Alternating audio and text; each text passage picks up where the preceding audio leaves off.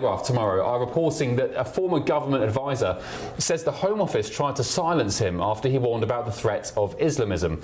So it's a chap called Fiaz Mughal. He says that he repeatedly raised concerns that ministers were failing to take the threat of Islamic extremism seriously. Well, let's get the thoughts of political commentator Matthew Stadlen and the Director of Civic Engagement and Senior Correspondent at Logical Politics, Khadija Brown. Good evening to you both. Thank you for sticking up with me on the Late Show Live so late. I very much appreciate it.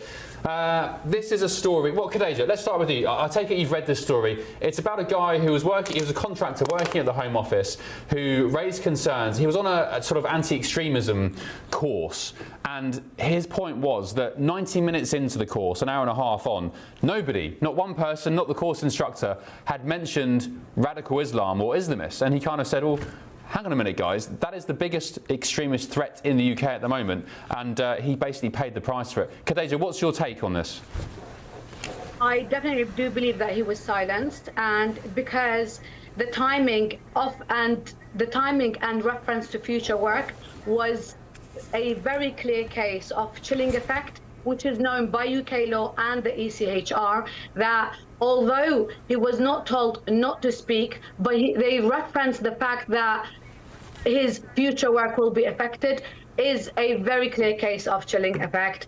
Therefore, he is silenced. And this is not an isolated case. This thing has happened in the past many times, and one very great case to bring to your attention is David Nutt, who was a senior drug advisor for the government, and he was silenced when he gave his expert advice by criticizing what the government is doing. The thing is, when we have experts giving advice to the government, they're not meant to be aligning with the government. They're meant to be giving their expert opinions. But the thing is, we have seen lately that if you speak up against something that they don't like and doesn't align with them, then you're silenced. And yes, it wasn't done in an illegal way, but you are being pressured in an informal way so that there's no record kept about it. Okay. So in my opinion, it's definitely, he is definitely being silenced.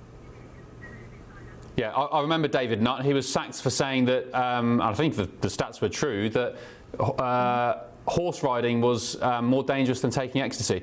Matthew, does the UK have an Islamism problem? Well, obviously, yes. First of all. Secondly, I don't know. Why would the government try and silence that? I don't know Fiaz Mughal myself, and I've read the article clearly.